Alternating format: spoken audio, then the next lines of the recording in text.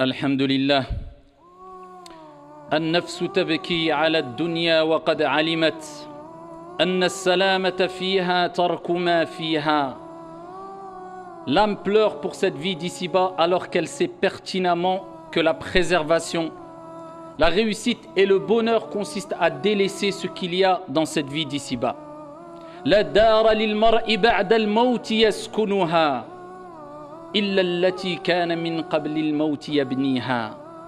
Aucune demeure heureuse et de réussite dans l'au-delà pour celui qui n'a pas construit cette demeure alors qu'il vivait dans cette vie d'ici-bas à travers les bonnes actions et à travers ce qui satisfait notre Seigneur tabaraka wa ta'ala.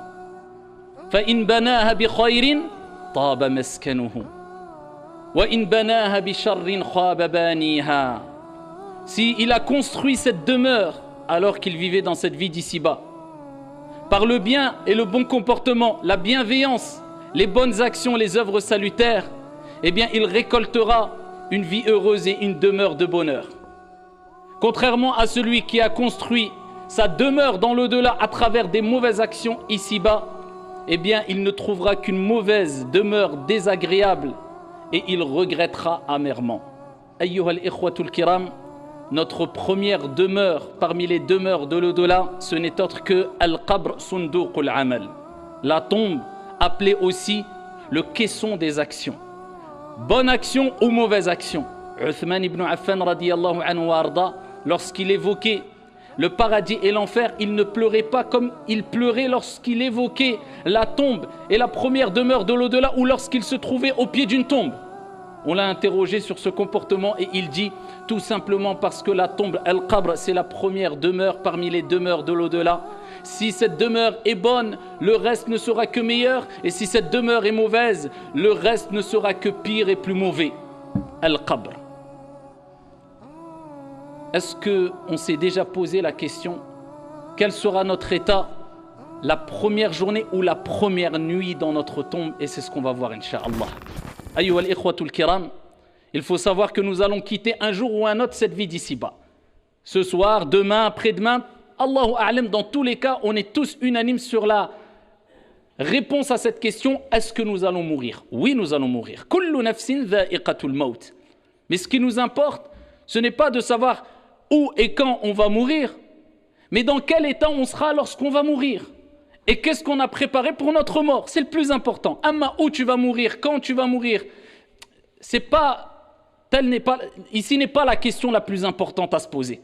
Mais le plus important, c'est comment vas-tu mourir, dans quel état? Et qu'est-ce que tu as préparé pour la mort? On va quitter cette vie d'ici-bas, cette demeure d'examen. Et on va rendre notre copie. Notre copie, ce n'est autre que ce livre où tout a été inscrit par les anges al-malaïka, les nobles scribes qui ont eu l'ordre de noter tout. Petit et grand péché, petite et grande action, tout. فَمَنْ يَعْمَلْ مِثْقَالَ ذَرَّةٍ خَيْرًا يَرَهُ وَمَنْ يَعْمَلْ مِثْقَالَ ذَرَّةٍ شَرًّا يَرَهُ. Celui qui a fait le poids d'un atome tout petit, minuscule, le poids d'un atome de bien, il le verra, car ton Seigneur est juste et équitable. Et celui qui a fait le poids d'un atome de mal, il le verra, car tout est inscrit et on te dira au jour de la résurrection, Iqra kitabak, lis ton livre. Wa ma kana rabbuka nasiya, et ton Seigneur n'oublie rien. Tout sera inscrit. Eh bien, quand tu rendras ta copie, eh bien là, les choses sérieuses vont vraiment commencer. Et ça commence par as-sakarat wal-kurubat, l'agonie de la mort. Vous savez que même le prophète, alayhi salatu wassalam, alladhi ghufira lahu ma taqaddama min dhanbihi wa ma ta'akhkhar, celui dont on a pardonné ses péchés présents, passés et futurs, eh bien, a souffert lors de ces derniers instants de sa vie, non pas parce que c'était une punition, mais toute épreuve qui nous arrive à nous en tant que croyants, nous avons cette conviction-là, ce n'est que bien et purification et récompense au jour dernier. Donc tout ce qui nous arrive, khair, insha'Allah. Ce n'est que du bien, alhamdulillah. C'est pour cela que le bien-aimé, celui qui était le plus aimé parmi les êtres humains, auprès d'Allah subhanahu wa ta'ala, Dieu l'a éprouvé. Non pas parce qu'il ne l'aime pas, mais au contraire parce qu'il l'aime. Donc quand Dieu t'éprouve, c'est parce que Dieu t'aime. Et parce qu'il aime te voir patienter Et patienter, c'est une preuve d'amour vis-à-vis de ton Seigneur tabaraka wa ta'ala. Et quand tu prouves ton amour à Allah, eh bien Allah azza wa jal te donne ce cadeau qui est le meilleur et le plus beau des cadeaux, son amour subhanahu wa ta'ala. Allah t'aimera insha'Allah tabaraka wa ta'ala. Le prophète alayhi salatu wa sallam trempait sa main dans de l'eau, essuyait son visage et disait La ilaha illallah, inna lil mawti la sakarat. Il n'y a de divinité digne d'être adorée qu'Allah subhanahu wa ta'ala. Certes, la mort a son agonie et il a souffert. Pour l'élever en degré dans les plus hautes sphères au paradis alayhi salatu wa sallam. Donc, quelque part, souffrir, être malade avant la mort, c'est un bon signe. Ce n'est pas un mauvais signe qui laisserait croire que Dieu te châtie. Non, Dieu te purifie et veut te purifier tout au long de ta vie à travers les épreuves, à travers les problèmes, à travers les soucis. Et plus tu patientes, et plus tu restes ferme, et plus tu réussis ces examens, ces différents examens qui feront que Dieu te purifiera et ne cessera de te purifier jusqu'à ce que tu rencontres ton Seigneur alors qu'il est satisfait de toi, subhanahu wa ta'ala. Ton âme ensuite, elle sortira de ton corps, comme vous le savez dans le long hadith que j'abrège. L'ange de la mort viendra avec la bonne ou la mauvaise annonce. Si tu faisais partie des gens du bien, eh bien il t'annoncera la bonne annonce en te disant viens, sors, viens rejoindre le pardon, la miséricorde de ton Seigneur tabaraka wa ta'ala. Il t'annoncera de belles paroles et à peine qu'il saisira ton âme, et voilà que les anges qui sont un grand nombre d'anges, eh bien seront autour de toi et saisiront cette âme-là et viendront avec des linceuls du paradis et avec des parfums du paradis, des linceuls paradisiaques et des parfums paradisiaques, et ils te feront monter jusqu'au ciel le plus bas, et les anges diront quelle est cette bonne odeur, et on te citera par tes plus beaux noms, et on dira c'est un tel, fils d'un tel, et ensuite on t'ouvrira le ciel le premier ciel, le ciel le plus bas, et ensuite tu monteras le deuxième, 3, 4, 5, 6, 7e ciel, et tu redescendras pour retrouver ta demeure, bi'idhnillah azza wa jal, qui sera félicité, bonheur et réussite, insha'Allah tabaraka wa ta'ala. Contrairement au mauvais, à celui qui s'est laissé emporter par les passions et les plaisirs, qui n'avaient pas de cadre, grand péché, injustice, meurtre, répandu le mal, désobéissance envers les parents, tout ce que Dieu détestait, et il persistait, et il se la coulait douce, et il était dans l'insouciance, et il a oublié que cet examen que nous sommes en train de passer a un temps bien délimité et que lorsque cet examen est terminé, il n'y a plus de repentir possible, c'est trop tard. Eh bien, le prophète alayhi salatu wa sallam dit quant à la deuxième catégorie de personnes, l'ange de la mort viendra et lui annoncera la mauvaise nouvelle. Viens rejoindre la malédiction, la colère de ton Seigneur tabaraka wa ta'ala. Et voilà que les anges qui sont autour le saisiront avec un visage noir et terrifiant, avec des vêtements durs, rudes, nauséabonds, qui sentent mauvais, et le mettront dedans et monteront avec eux le ciel le plus bas. Et quand on sentira la mauvaise odeur, les anges sentiront la mauvaise odeur, diront quelle est cette odeur répugnante, et ils le citeront par les plus beaux, les plus mauvais des noms à travers lesquels on le citait dans la vie d'ici-bas. Ils diront c'est un tel, fils d'un tel, et ils refuseront de lui ouvrir les portes du premier ciel, et ensuite il sera lancé dans sa tombe. Et là il rejoindra sa demeure. Ce n'est pas sa villa climatisée, ce n'est pas son appartement, ce n'est pas sa maison, ce qui n'est pas illicite en soi, bien sûr, ici-bas. Mais ce n'est pas ça. Ce n'est pas une maison bien tapissée, bien décorée, plein de meubles, écran plat. Non, c'est la même demeure qu'on aura toutes et tous ici au début, on va dire. C'est-à-dire Al-Qabr, 4 blocs de terre. Et tu repartiras comme tu es né, nu. Et ton vêtement ne sera ni un jogging, ni un costume, ni je ne sais quoi. Non, Dieu te rappelle ces signes. Il te rappelle à travers le fait que tu repartiras avec un linceul, même si tu étais milliardaire, la parole qui est « Inna lillahi wa inna ilayhi raji'un ». Nous appartenons à Allah, bon gré, mal gré. Fatigue-toi, te fatigue pas. Tu le veux pas. On retournera tous vers notre Seigneur tabaraka wa ta'ala. Et là, quand tu seras dans ta demeure, tu seras seul ou pas? Non, tu ne seras pas seul. Il y a 3 choses qui t'accompagneront jusque ta tombe. Le prophète alayhi salatu wa sallam a dit, tes biens, ton argent, tu as couru après l'argent, ici quelquefois de manière aveugle, je ne dis pas de manière licite, non, de manière aveugle, quitte à dépasser toutes les limites, à transgresser, à acquérir ses biens de manière illicite, tu as couru. Allah Jalla wa Ala dit dans le Coran, alhaakumut takathur, hatta zurtumul maqabir. Kalla sawfa ta'lamoun, thumma kalla sawfa ta'lamoun. La course aux richesses vous a tous distraits. jusqu'à ce que vous visitiez les tombes. Ah, il n'a pas dit jusqu'à ce que vous viviez dans les tombes, vous visitiez, car c'est que un passage, la tombe. Eh bien, tu rejoindras cette demeure et tu seras un temps limité dans cette demeure. Et cette demeure sera soit un jardin parmi les jardins du paradis, soit un trou profond parmi les trous profonds de l'enfer. Le prophète dit, il y a 3 choses qui te suivront, tes biens, ta famille et tes bonnes actions. Ou mauvaises actions, tes actions. Il dit, 2 retourneront, tes biens, même la porte de chez toi, tu ne la prendras pas avec toi. Même la clé de chez toi, tu ne pourras pas la prendre avec toi.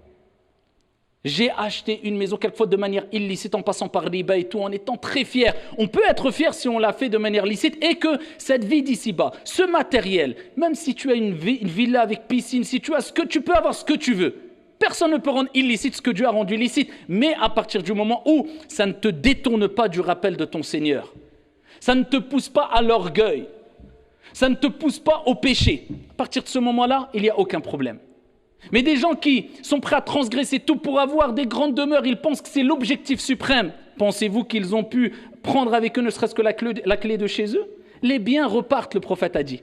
Tout ton argent, tes biens, tu ne prendras rien. C'est tes héritiers, ils vont peut-être se disputer, peut-être même se disputer pour les avoir alors que tu as travaillé toute ta vie pour cela. Combien de milliardaires arrivent à 70 ans, 80 ans, 90 ans, ils sont milliardaires, ils n'ont pas profité du tiers de ce qu'ils ont. Et après, vous voyez que ce n'est pas un objectif suprême ou ce n'est pas un objectif ici unique à atteindre dans cette vie d'ici-bas. C'est simplement un moyen pour pouvoir vivre, s'épanouir si tu veux. Mais ton objectif suprême, c'est la demeure de l'au-delà. Si tu as compris cela, profite de cette vie d'ici-bas. La haraj. Il n'y a aucun problème. Vis, amuse-toi, profite. Si tu as compris la règle que j'ai précitée ou que j'ai citée précédemment, c'est bon, il n'y a pas de problème. Eh bien, les biens repartiront. La famille repartiront. Tes amis, tes frères, ton épouse, ton époux, ton père, ta mère, les avocats, les juges, personne ne pourra t'aider. Tout seul avec tes actions. Tes actions, bien sûr tes actions. Quand tu seras dans ta tombe, le prophète alayhi salatu wassalam a dit, les gens de bien verront une personne, un homme au beau visage resplendissant. Et ils diront, mais qui es-tu? Tu n'inspires que le bien. Mais dis-moi qui es-tu? Et il dira, je suis tes bonnes actions. Je suis ton hajj, je suis ta prière à l'heure, je suis ta prière de l'fajr à l'heure, je suis tes aumônes, je suis ton bon comportement, je suis ta modestie, je suis tes qualités que tu avais ici-bas, je suis ta piété. Eh bien, Allah subhanahu wa ta'ala va représenter tes bonnes actions à travers un homme qui va t'annoncer la bonne nouvelle. Allah. Contrairement aux mauvais, le prophète alayhi salatu wassalam fi sahih dit, les mauvais verront un homme qui sera terrifiant. Imagine-toi, dans ta tombe, le noir, 4 blocs de terre, en plus. Eh bien, tu vois une personne terrifiante. Et il dira, mais qui es-tu? Tu m'inspires que le mal, tu me fais peur. Et il dira, je suis tes mauvaises actions. Tu ne te souviens pas, les péchés, az-zina, le haram, la tricherie, la tromperie, le mal, la médisance, la calomnie, les grands péchés, tout ce que tu faisais de mal et on t'exhortait. Eh bien, c'est moi maintenant. Et voilà, tu me trouves devant toi. Et il annoncera la mauvaise nouvelle. Et il sera dit au bon, préparez-lui un lit parmi les lits du paradis. Et étendez sa tombe. Et il sera dans un jardin parmi les jardins du paradis. Et le bon dira, Ya Allah, fais venir le jour dernier. J'ai hâte de rencontrer mes bien-aimés, ma famille et mes proches. Et pour lui, ça sera très court, la période dans la tombe. Amma l'autre, eh bien ici, il criera au désespoir. Et on dira, amenez-lui un lit de l'enfer. Wal'iyadhu billah. Et il vivra, et nous vivrons tous d'ailleurs, ce qu'on appelle la compression dans la tombe. Le prophète alayhi salatu wassalam a dit, toute personne vivra, ressentira la compression dans la tombe. Une compression. Tu vas te sentir ici comprimé dans ta tombe. Allahumma sallim sallim. Tout le monde. Pieux, vertueux, bon, mauvais, tout le monde. C'est pour ça que le prophète a dit, je n'ai jamais vu quelque chose de plus terrifiant que la tombe. Et la tombe est la demeure d'épreuves. C'est une demeure aussi, et c'est des épreuves, mais des épreuves difficiles. Des épreuves où tu ne pourras pas dire je me repens ou oh, non, c'est trop tard. C'est simplement tu payes la facture maintenant. Ça y est, tu as ta note. Et tu prends et tu ressens les conséquences de ta note, la note de ton examen. Est-ce qu'elle est bonne ou pas? Est-ce que tu t'es contenté de la moyenne ou pas? Est-ce que tu t'es contenté d'exceller ou pas? Est-ce que tu t'es contenté d'être le plus mauvais ou pas? Il a akhiré. La compression dans la tombe. Certains savants ont dit que la compression pour les croyants, les pieux, les bons, les vertueux, ne sera une compression qui correspond en donnant une image d'une personne qui te compresse, qui te serre dans ses bras quand il ne t'a pas vu depuis longtemps. Donc en fait, c'est une compression chaleureuse. D'autres ont dit non, ça sera une compression tout simplement, comme le prophète alayhi salatu wa salam a dit, mais pour le croyant bon et vertueux, eh bien cette compression sera très brève. Contrairement à l'autre catégorie de personnes, le mauvais, la compression durera jusqu'au jour dernier. Allah subhanahu wa ta'ala ne dit-il pas dans le Coran Hatta idha ja'a ahadahumul maut qala rabbi irji'un la'alli a'malu salihan fima tarakt kalla innaha kalimah huwa qailuha wa min wara'ihim barzakhun ila yawmi yub'athun. Et lorsque la mort frappe l'un d'entre eux, il dit Ya Allah, remets-moi sur terre, accorde-moi un délai. Je m'excuse, pardon, j'ai compris, j'ai vu maintenant, accorde-moi un délai. Kalla innaha kalima. Allah dira, mais non, ce n'est qu'une parole vaine. C'est trop tard. Combien de rappels tu as eu dans la vie? Des dizaines, des milliers, des millions de rappels, et tu t'entêtais. Je ne parle pas de ceux qui pêchent et qui se repentent et qui font des efforts. La miséricorde de Dieu dépasse sa colère. Non, ceux qui persistaient, ceux qui niaient, ceux qui banalisaient le mal. Là, c'est problématique. Allah, il dit, et derrière eux, une barrière. C'est le monde intermédiaire. Jusqu'au jour où ils seront ressuscités, présentés devant Allah, c'est-à-dire la tombe. Là, non, maintenant, c'est trop tard. Et là, tu seras interrogé, comme vous le savez, dans votre tombe. Man rabbuk ma dinuk? Quel est ton Seigneur? Ceux qui ont vraiment aimé Dieu diront Rabbi Allahu haqqa. Mon Seigneur est réellement Allah. Parce qu'il n'a pas adoré Dieu par tradition, mais par conviction et sincérité, conformité. Il n'a donné aucun associé à Allah subhanahu wa ta'ala. Il a voué un culte exclusif à son Seigneur. Celui-là dira Rabbi Allahu haqqa. Quelle est ta religion? Parce qu'il a appliqué l'islam. Il dira ma religion c'est l'islam. Il a vécu avec l'islam. Ce n'était pas des paillettes, ce n'était pas une mode, mais c'était vraiment des convictions. Et il montrait à travers son bon comportement son appartenance à l'islam. Il n'y avait pas de grande contradiction. Que dis-tu de cet homme qui a été envoyé, Mohammed? Il dira Mohammed est mon envoyé. Mohammed alayhi salatu wa salam est le dernier des envoyés. Pourquoi? Parce qu'il a suivi la voie du prophète, l'exemple, la méthodologie, le comportement du prophète Mohammed alayhi salatu wa salam. Contrairement à l'autre qui dira, comme le prophète a mentionné dans le hadith, il dira j'ai entendu parler. Vous me direz maintenant, comment être préservé alors du châtiment de la tombe? Eh bien, je vous citerai plusieurs hadiths si on avait le temps, mais permettez-moi de vous citer juste 2 hadiths. Le premier hadith rapporté par Al-Hakim, bisanadin Hassan. Le prophète sallallahu alayhi wa sallam a dit, lorsqu'on placera la personne dans sa tombe, écoutez bien, qu'est-ce qui va venir à lui? Eh bien, sa prière va venir à côté de sa tête. Allah. Vous avez vu comment, ici, Dieu va faire donner l'apparence, comment Dieu va représenter quelque part vos bonnes et mauvaises actions. Nos bonnes et mauvaises actions, ce sera un bouclier pour nous. Vous voyez, quand on dit c'est dur pour se lever à Salat al-Subh, non, mais je sais que la récompense est grande. C'est un réconfort ici-bas, un apaisement, un soutien de Dieu. Le bonheur ici-bas, mais en plus de ça, c'est un bouclier et une protection dans l'au-delà. Le prophète, il dit la prière, elle viendra. Tu es dans ta tombe, salah, elle vient. Toutes tes prières, Subh, al-Dhuhr, al-Asr, al-Maghrib, al-Isha, al-Nawafil, Salat al-Tarawih, toutes tes prières vont venir comme une armée. Et il se pose à côté de ta tête. Il dit as-siyam, Allah. Il dit le jeûne, an yamini, sur sa droite. Le jeûne, il va se mettre à ta droite. Regardez la couverture. Il reste à la gauche. Il dit le jeûne viendra à la droite. À sa gauche viendra as-sadaqat, les aumônes. Ta zakat obligatoire et les aumônes surérogatoires, l'argent que tu as donné. At'imu at-ta'am, tadkhulul jannata bisalam. Nourrissez les pauvres, vous rentrerez au paradis en paix, comme le prophète alayhi salatu wa salam a dit. Tu avais de l'argent, dès qu'il fallait aider les pauvres, je donne. Al-mal malullah. Je ne compte pas, parce que je sais que l'argent appartient à notre Seigneur. Et le prophète a juré qu'il n'y a aucune aumône qui a diminué quoi que ce soit en la richesse de qui que ce soit. Tu donnes, Allah te donne. Et il te multiplie. Eh bien, tu donnais. Tu étais quelqu'un qui avait la main facile. Tu donnais discrètement, sincèrement. Et pour préparer ton au-delà, pour faire du bien aux gens, aux démunis, aux pauvres et autres. eh bien, l'aumône viendra à gauche, elle te protégera. Il reste tes pieds en bas. Le prophète alayhi salatu wassalam a dit, ces actes de piété et de bienfaisance viendront au niveau de ses pieds. Et à chaque fois qu'un mal voudra l'approcher dans sa tombe, eh bien, une de ces armées, si on veut quelque part, eh bien, viendra et dira, pousse-toi, tu ne peux pas passer, pas de passage pour toi. Et tu seras préservé par ta piété. Et c'est quoi la piété? Le fait de délaisser les grands péchés et d'adorer Allah subhanahu wa ta'ala. Dans le juste milieu, sans exagération, sans excès bien sûr. Eh bien, cela va te protéger. Un deuxième hadith très connu, et plusieurs hadiths vont dans ce sens-là, le prophète alayhi salatu wassalam a dit, celui qui lit tous les soirs Suratul Mulk, c'est-à-dire Tabarakalladhi, c'est la sourate la royauté, eh bien, il sera préservé du châtiment de la tombe. C'est pour cela que c'est une sunna et c'est demandé de réciter, de lire tous les soirs Surat al-Mulk, 2-3 pages. C'est rapide.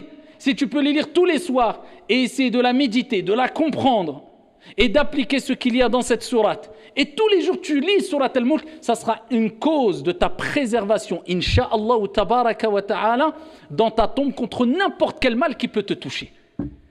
Donc nous comprenons bien, ayyuhal ikhwatul kiram, que ce qui nous attend, ce n'est même pas dans l'au-delà, je ne suis même pas arrivé au jour du jugement. Je n'ai même pas parlé de Israfil qui va souffler à 2 ou 3 reprises dans la corne et ce moment où les gens vont ressusciter et le soleil sera à côté des têtes et que la sueur va représenter nos mauvaises actions. Certains vont être noyés dans leur sueur. Je ne parle pas de ce qui va durer 50 000 ans. Je parle juste de ce qui va nous arriver dans quelques semaines, quelques mois, quelques années dans notre tombe. Et ça, c'est juste un petit résumé pour vous dire, ayyuhal akhyar, que cette vie d'ici-bas, c'est une vie où on se prépare pour le delà. Et quand tu profites de cette vie d'ici-bas, aucun mal. Mais il ne faut pas que ces bienfaits, ces délices de cette vie d'ici-bas rentrent dans ton cœur à tel point que tu te détournes d'Allah subhanahu wa ta'ala ou que tu es noyé par les biens d'ici-bas. Plus de prière à l'heure, tu tombes facilement dans les grands péchés, tu fais du mal aux gens. Pourquoi? Ton seul objectif, c'est cette vie d'ici-bas. Tu es assoiffé, tu es affamé et tu ne seras jamais rassasié. Amma, si tu as compris ce juste milieu-là, et tu as compris l'objectif suprême, quel est-il? Eh bien, alhamdulillah, tu peux profiter de cette vie d'ici-bas sereinement, bi'idhnillahi azza wa jal. En tout cas, nous implorons notre Seigneur, tabaraka wa ta'ala, de nous accorder à toutes et à tous une vie heureuse et une vie de piété, et qu'Allah subhanahu wa ta'ala nous accorde une bonne fin et une fin heureuse, et qu'Allah jalla wa ala fasse de nos demeures une demeure ou un jardin parmi les jardins du paradis, et non un trou profond parmi les trous profonds du feu de l'enfer. آمين يا رب العالمين. هذا وصلوا وسلموا رحمكم الله على نبي المختار كما أمركم بذلك جل وعلا حينما قال إن الله وملائكته يصلون على النبي يا أيها الذين آمنوا صلوا عليه وسلموا تسليما.